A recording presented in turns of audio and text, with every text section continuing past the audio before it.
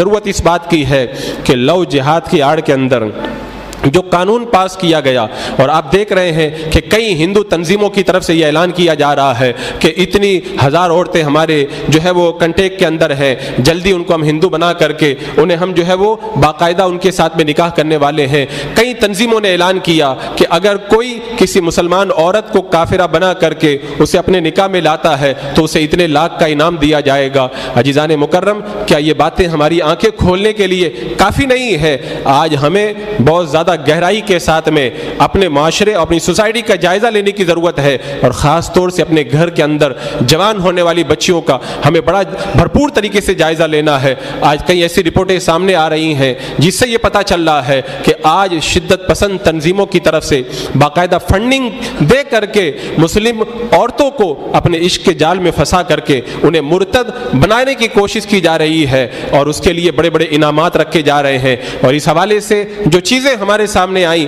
اس سے یہ پتہ چلتا ہے کہ خاص طور سے کالج کے اندر پڑھنے والی لڑکیاں، ان کا بالکل سافٹ ٹارگیٹ ہے، وہ انہیں بڑی آسانی کے ساتھ میں ورگلا دیتے ہیں۔ اور اس حوالے سے آپ دیکھیں گے تو کبھی جو ہے وہ لیکچر کا نوٹس دے کر کے انہیں جو ہے وہ اپنے جال میں پھنسا لیا جاتا ہے، کبھی دھیرے دھیرے دوستی بڑھائی جاتی ہے، پھر پکنک کے بہانے انہیں گھمانے کے لیے لے کے جایا جاتا ہے، اور پھر وہ شدت پسند تنظیمیں انہیں بڑے بڑے اموال سپلائی کر کے انہیں کافرہ بنانے کا سامان فراہم کرتی ہے۔ اور ایسی بھی رپورٹیں سامنے آئیں جس سے یہ پتہ چلتا ہے کہ ٹیوشن کے اندر پڑھنے والی ہماری جوان لڑکیاں ٹیوشن کے اندر ان کے ہاتھوں میں پڑ جاتی ہیں، اور اس کے بعد میں اپنا ایمان کا سودا کرنے پہ مجبور ہو جاتی ہے۔ یہ ایک بڑی لمبی کہانی ہے، اس مختصر سے وقت کے اندر اسے مکمل تو نہیں چھیڑا جا سکتا، بس آپ اتنا سمجھ لیں کہ کبھی بڑے بڑے گفٹ دے کر کے، کبھی بڑے بڑے قیمتی موبائل دے کر کے، کبھی پکنک کے بہانے انہیں گھما کر لے جا کر، کبھی ٹیوشن پڑھانے کے بہانے، اور کبھی کالج کے اندر ان سے دوستی بنا کر کے انہیں اپنا ٹارگیٹ بنایا جاتا ہے۔ پھر جب شادی کی بات آتی ہے تو پہلے انہیں اپنا مذہب بدلنے کے لیے کہا جاتا ہے، اور پھر مذہب بدلنے کے بعد میں اگر وہ لڑکی ان کے ساتھ میں رہ بھی لیتی ہے تو سال دو سال کے بعد میں اسے کنارے کر دیا جاتا ہے۔ اب جو عورت اپنا مذہب چھوڑ کر کے غیر کے ساتھ میں جو ہے وہ کورٹ میرج کر کے جا چکی ہے، پھر معاشرہ اسے دوبارہ کبھی قبول نہیں کرتا، اس بچی کی زندگی خراب ہوتی ہے، اور پھر اس کا پورا خاندان ہمیشہ کے لیے جو ہے وہ بدنما داغ اپنے چہرے پر لے کر کے ڈپریشن کا شکار ہو جاتا ہے۔ لہذا اس سے پہلے کہ ایسے حالات ہمارے ساتھ میں پیش آئیں، ہمیں اپنے آپ کو سنبھالنا ہوگا، اس کے لیے ہمیں جو ہے وہ بہت کچھ کرنا ہوگا۔ اور اس وقت میں سب سے بڑی اہم بات آپ سے یہ عرض کروں گا کہ ایسی جو لڑکیاں غیروں کا جو ٹارگیٹ بنتی ہیں، اس کے اندر ایک بڑی وجہ یہ ہے کہ ہم اپنے بچوں اور بچیوں کی شادی کے اندر بڑی تاخیر کرتے ہیں۔ آج اگر آپ اپنے معاشرے کا جائزہ لیں گے تو آپ دیکھیں کہ بچہ جو ہے وہ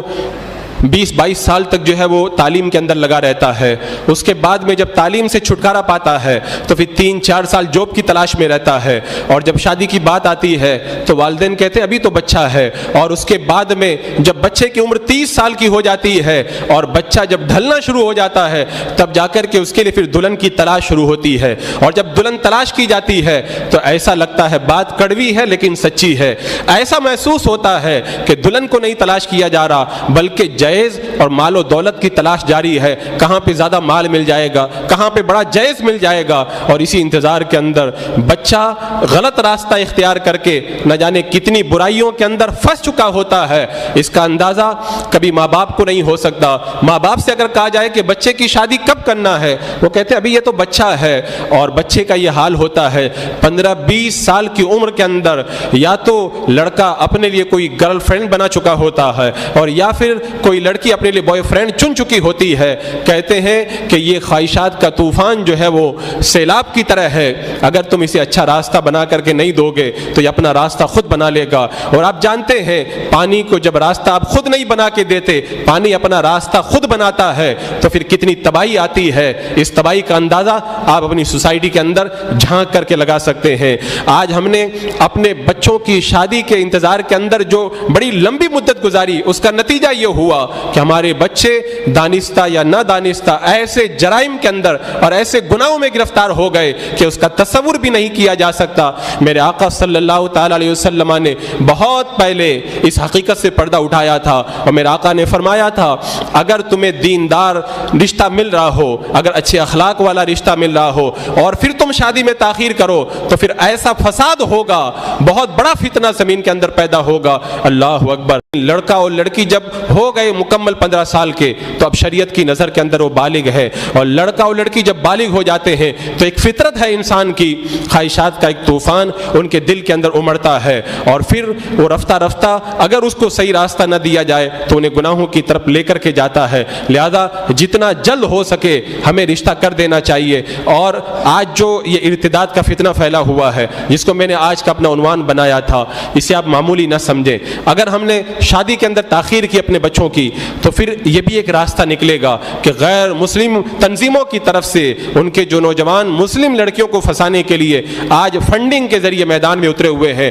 آپ کی بچی اگر ان کے ہاتھوں میں پڑ گئی، اور بہت سارے آج تو راستے ہیں، کالج کے اندر ان کے ہاتھوں میں پڑ سکتی ہے، بازاروں میں پڑ سکتی ہے، اور اگر کہیں بھی نہ جائے تو انٹرنیٹ اور سوشل میڈیا آج ایک ایسا راستہ ہے جس راستے سے کتنی جوانیاں تباہ ہو چکی ہیں۔ لہذا آج ہمیں ضرورت اس بات کی ہے کہ اس مسئلے کے اوپر بڑی سنجیدگی سے ہم غور کریں، اور جہاں تک ہو سکے ہم جلد سے جلد اپنے بچے اور بچیوں کی شادی کی طرف توجہ دیں تاکہ ایک بڑے عظیم گناہ سے ہم اپنے آپ کو بچا سکیں۔ اور عزیزان مکرم، آج اس ایشو پر جو ہے وہ غور کرنے کی اس اعتبار سے بھی ضرورت ہے کہ ہمیں چاہیے کہ اپنی بچیوں کو ہم ایسی جگہ ٹیوشن کے لیے نہ بھیجیں جہاں پہ کوئی غیر محرم پڑھاتا ہو، وہ بھی ایک برائی کا راستہ کھلتا ہے۔ اور اگر ہماری بچی کہیں ٹیوشن جاتی ہے تو اس بات پر بھی نظر رکھیں کہ غیر لڑکوں سے تو ان کا کانٹیکٹ نہیں ہے۔ اور اسی طرح اگر آپ کی بچی اگر موبائل یوز کرتی ہے تو اس کی موبائل کی بھی نگرانی ہونی چاہیے کہ اس کا کانٹیکٹ کیسے لوگوں سے ہوتا ہے، اگر وہ سوشل میڈیا پہ ہے، اور اسی طرح اگر اپنی پڑھائی کے لیے وہ انٹرنیٹ کو یوز کرتی ہے تو اس کے انٹرنیٹ کی بھی پوری نگرانی ہونا چاہیے۔ ان تمام چیزوں پر بڑی سنجیدگی سے غور کرنے کی ضرورت ہے۔ یہ طوفان ہے، اگر طوفان کی طرف اگر بر وقت توجہ نہ دی جائے تو پھر وہ آبادیوں کو بہا کر کے لے جائے گا اور اس کا احساس بھی نہیں ہوگا۔ اس وقت جو رپورٹیں آ رہی ہیں اور جو آنکڑے آ رہے ہیں اس سے یہ پتہ چلتا ہے کہ ہمارے مہاراشٹر کے اندر ان چند مہینوں کے اندر سینکڑوں مسلمان لڑکیاں غیر مسلم مردوں سے شادی کر چکی ہیں اور اپنا مذہب تبدیل کر چکی ہے۔ یہ کوئی معمولی چیز نہیں ہے، ایک مسلمان کا دل اس سے لرز جانا چاہیے کہ ایمان کے بعد میں مرتد ہو جانا اور اپنے ایمان کو ترک کر کے کفر و شرک کے دلدل میں پھنس جانا، اس جرم کے اندر اگر ہماری لاپرواہی ہے تو جتنا گناہ اس لڑکی پر ہے اتنا ہی گناہ ہمارے سر بھی جائے گا۔ لہذا اس بات کی طرف بھی توجہ دی جائے، اور اس حوالے سے جو بھی آپ تدبیریں کر سکتے ہیں وہ تدبیریں کریں۔ اپنے گھروں کا ماحول اسلامی ماحول بنائیں، اور یہ ایسا سسٹم بنائیں کہ آپ کے گھر کے اندر ہر چند ہفتوں میں یا چند دنوں کے اندر اسلامی محفل ہو جہاں پر اسلام کی باتیں بیان کی جائے، انہیں دین کو ان کی گھٹی کے اندر پلایا جائے۔ اسی طریقے سے آج جو اسکولوں میں جو تعلیم دی جاتی ہے وہ بندے کو اسلام بیزار کر دینے والی تعلیم ہے۔ لہذا ہم اپنے گھر کے اندر بھی اپنی بچیوں کی دینی تعلیم کا انتظام کریں، انہیں ہم اپنے اسلاف کی تاریخ پڑھائیں، شریعت کے احکام پڑھائیں، اور ہماری مقدس خواتین کی داستانیں انہیں سنائیں اور وہ کتابیں ان کو لا کر کے دیں۔ سیدہ خاتون جنت فاطمۃ الزہرا رضی اللہ تعالیٰ عنہ کی حیات طیبہ کیسی پاک حیات طیبہ تھی کہ ساری زندگی جن کا آنچل بھی ماہ و مہن نے نہ دیکھا، اور ان کی پاکیزگی کا یہ حال ہے کہ کل قیامت کے دن جب وہ پل صراط سے گزرے گی تو دامن پل صراط سے ایک ندا دینے والا ندا دے گا کہ اے محشر والوں اپنی نگاہوں کو جھکا لو، خاتون جنت رسول اکرم صلی اللہ تعالیٰ علیہ وسلم کی شہزادی 70,000 حوروں کی جھرمٹ میں